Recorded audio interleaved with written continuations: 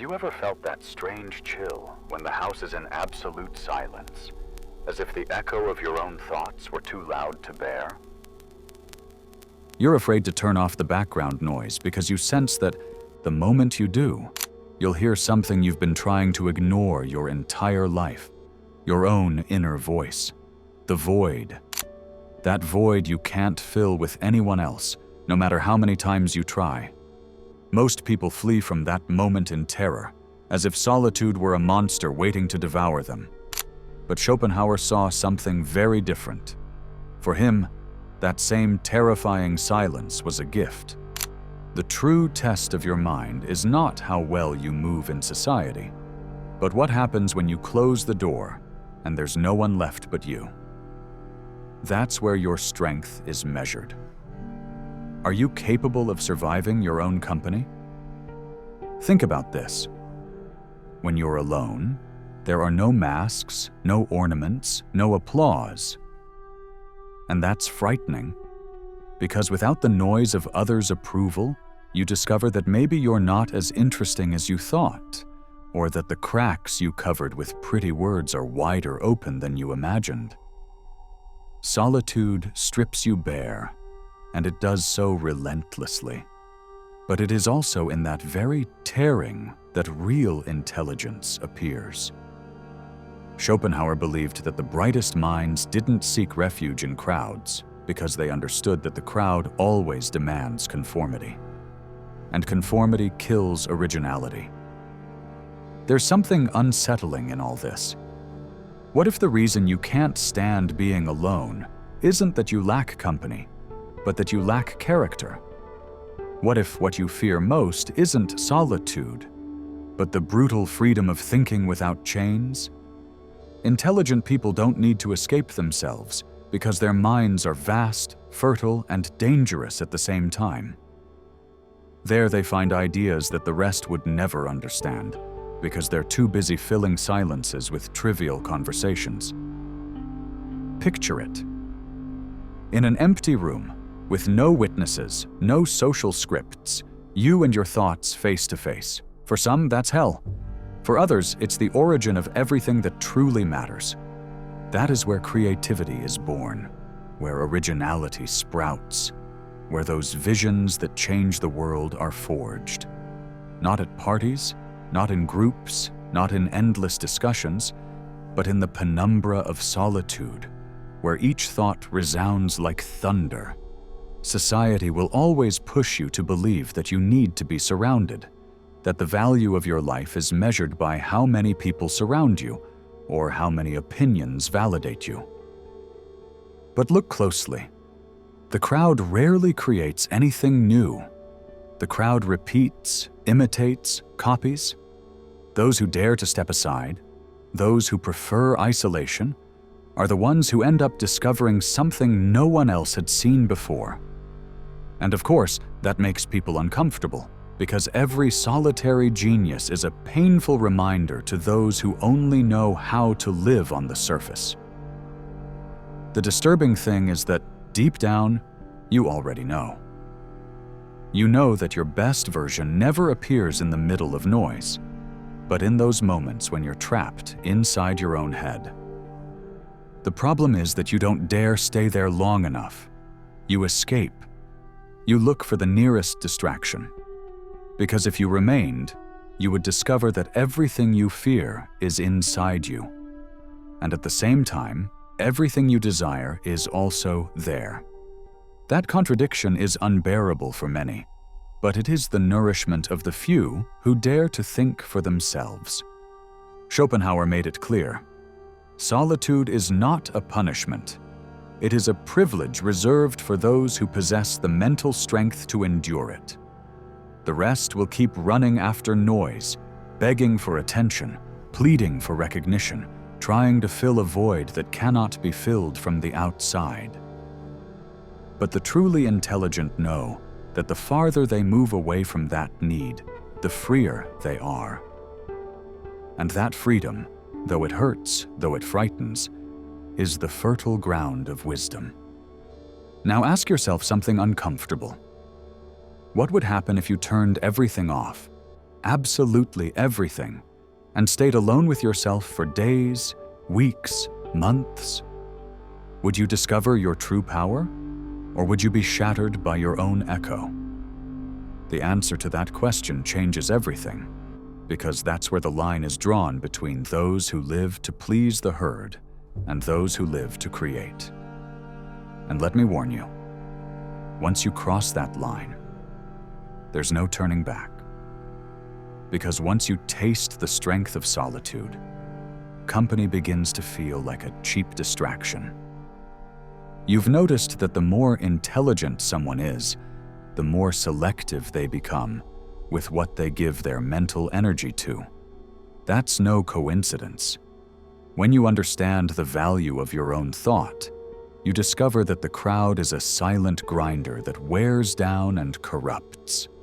Social noise doesn't just steal time, it steals clarity. And here comes the unsettling part.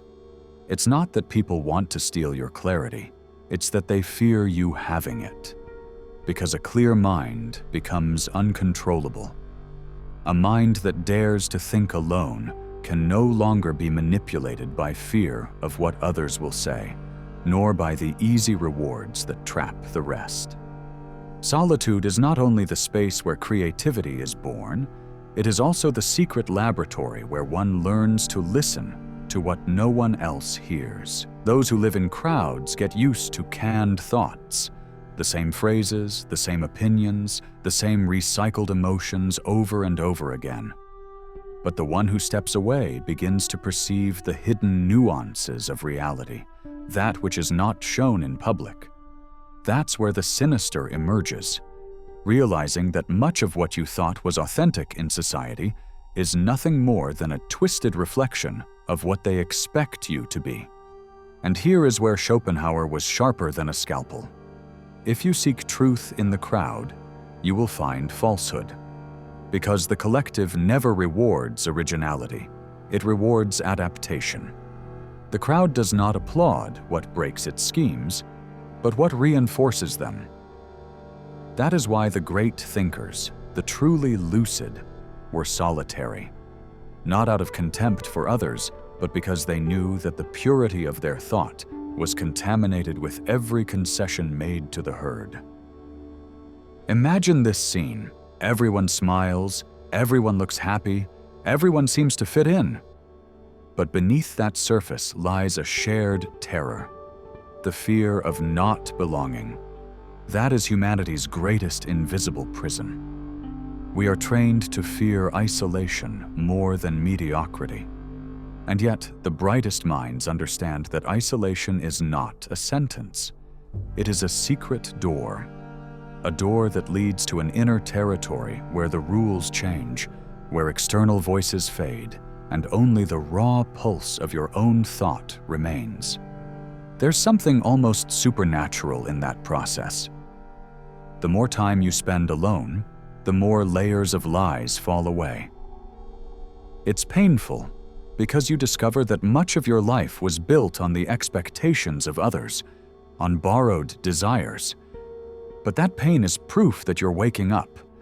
And once you wake, you can never sleep again. Society begins to look like a grotesque theater, full of actors repeating scripts they didn't write.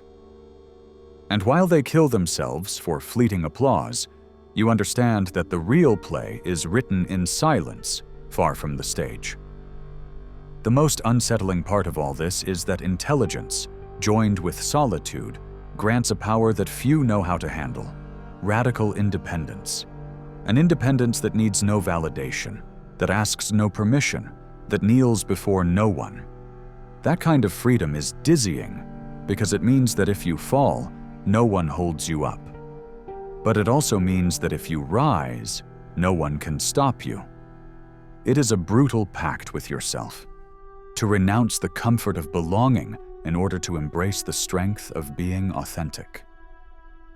And here comes the most disturbing part. The more independent you are, the more uncomfortable you become for others. Not because you harm them, but because your very existence is a reminder of what they didn't dare to be. chosen solitude becomes a mirror that reflects the dependence of those who don't know how to be alone. And that reflection torments them. That's why they attack, criticize, judge. Not because you are strange, but because your freedom exposes their slavery. Let me ask you something that will unsettle you. What is worse, being alone or living surrounded by people who never truly know you? What is more terrifying, the silence of your room or the eternal noise of empty conversations that mean nothing? Because if you think about it, there is no greater loneliness than the one you feel surrounded by people who don't understand your mind. That is the paradox no one wants to accept. Many prefer false company rather than face the real company of themselves.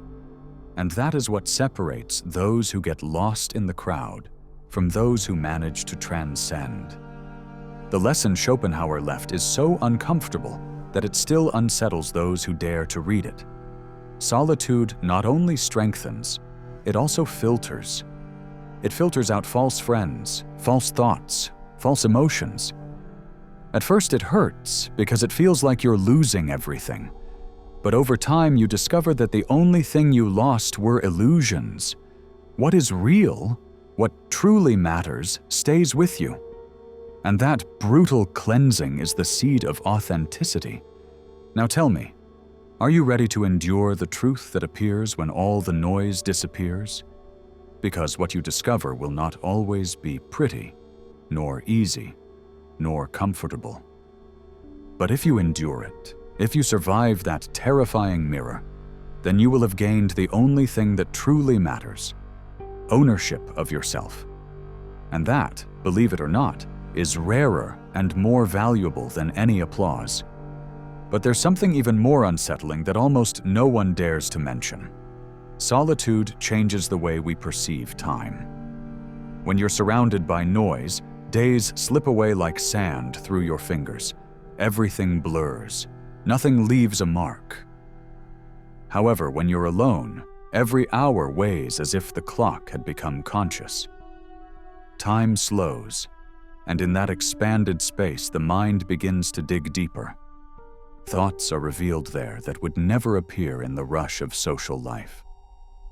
Silence, when you endure it, becomes a mirror that amplifies who you are and what you fear to be. And that's frightening, because you cannot escape your reflection. What's disturbing is that this experience not only strips your mind bare, it also strips your identity. You begin to realize that much of what you thought you were was nothing more than the sum of others' expectations. Roles you assumed because others expected you to. But in isolation, those roles crumble. And what remains is the most brutal question of all. Who are you really when no one is watching? Most prefer never to face that answer, because they know that behind it there may be nothing. But the few who dare discover that this void is not an abyss, but a canvas. And it is on that canvas where true creation begins. Genuine creativity is not born in conversations, nor in applause, nor in external stimuli.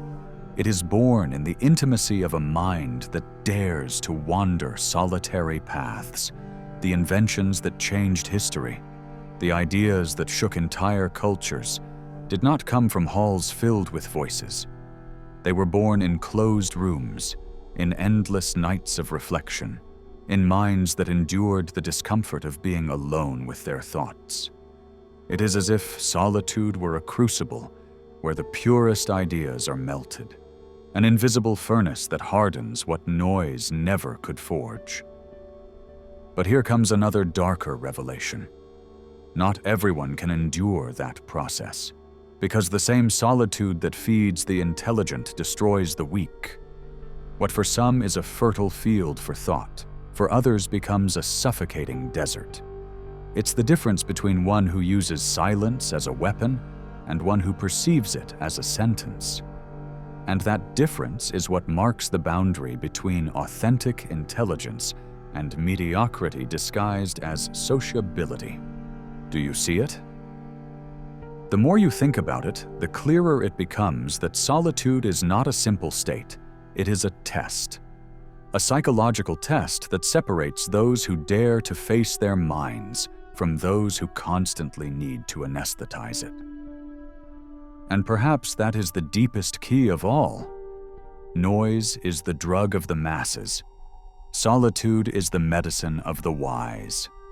But like all medicine, it tastes bitter, it hurts, it's uncomfortable. Only those who withstand the bitterness obtain the cure. Now imagine the future of someone who never dares to be alone. Imagine an entire life defined by what others think, marked by shifting opinions, built on quicksand. That person never knows themselves, never faces themselves, never touches their true essence. And when the end comes, they realize they lived surrounded by people but completely empty. In contrast, the one who embraced solitude carries something indestructible, an identity that depends on no one, a sharp mind that is sufficient unto itself, a freedom that no one can take away. The question is inevitable. Are you willing to go through the pain that discovering yourself truly entails? Because if you do, you will enter a territory where very few dare to walk, a territory where the crowd cannot follow you. And there, among the shadows of silence, you will realize what Schopenhauer always knew. Solitude is not absence, it is absolute presence. The presence of who you are, of what you can create, of what no one but you can ever become.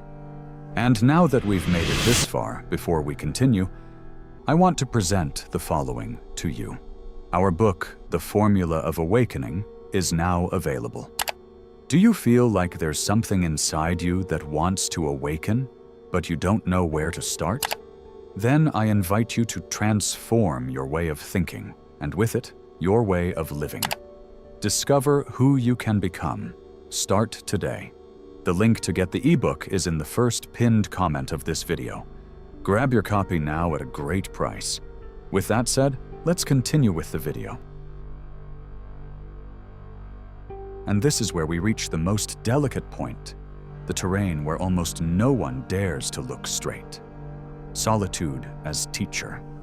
Not as refuge, not as punishment, not as excuse, but as relentless teacher. She tears away everything false, everything superficial, everything you accumulated to fit in. And when nothing remains, when silence devours everything, the only thing left is your naked essence.